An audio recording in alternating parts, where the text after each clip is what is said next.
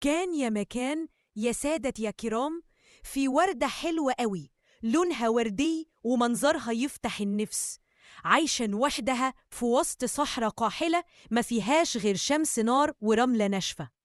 كانت الوردة شايفة نفسها قوي وبتتباهى بجمالها كل يوم، بس كان في حاجة واحدة مضايقاها، الصبارة اللي جنبها.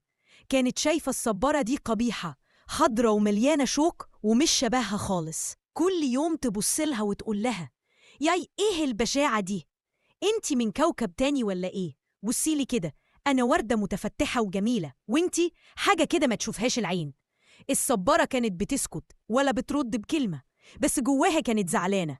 النباتات التانية حاولت تكلم الوردة وتفهمها إن دي مش أخلاق، وإن الجمال مش كل حاجة، بس الوردة كانت ولا على بالها ومكملة في غرورها.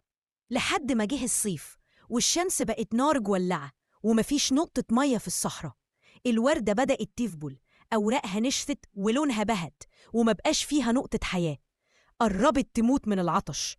بصت على الصبارة لقتيها لسه واقفة صبرة وجواها مية، وشافت طائر صغير بيجي يشرب من المية اللي جواها. الوردة اتكسفت وقالت للصبارة بصوت واطي: ممكن تديني شوية مية؟ أنا خلاص هموت من العطش. الصبارة ابتسمت وقالت بكل طيبة: طبعا يا جارتنا، إحنا لازم نساعد بعض. وشربت الوردة وبدأت ترجع لها الحياة شوية بشوية.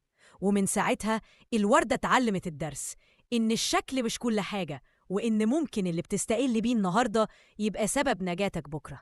قال تعالى: ولا تصعر خدك للناس ولا تمشي في الأرض مرحا إن الله لا يحب كل مختال فخور.